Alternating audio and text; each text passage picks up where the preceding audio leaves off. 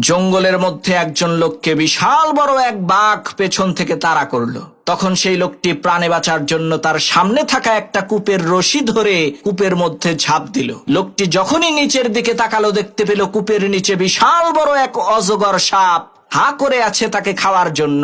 এমন সময় সাদা রঙের একটা ইঁদুর আর কালো রঙের একটা ইঁদুর কূপের সেই রশিটাকে কুটকুট করে আস্তে আস্তে কেটে দিচ্ছে।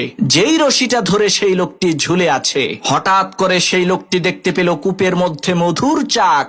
লোকটি তার হাতের আঙ্গুল দিয়ে সামান্য একটু মধু এনে তার জিহ্বার মধ্যে দিল।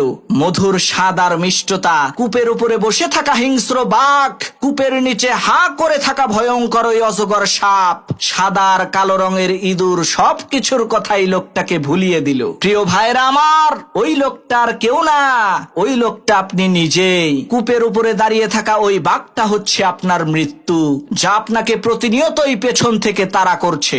আর নিচে বসে থাকা ভয়ঙ্কর ওই অজগর সাপ হচ্ছে আপনার কবর, যেখানে অবশ্যই আপনাকে যেতে হবে। আর যেই রশিটা ধরে ঝুলে আছেন, সেই রশিটা হচ্ছে আপনার হায়াত।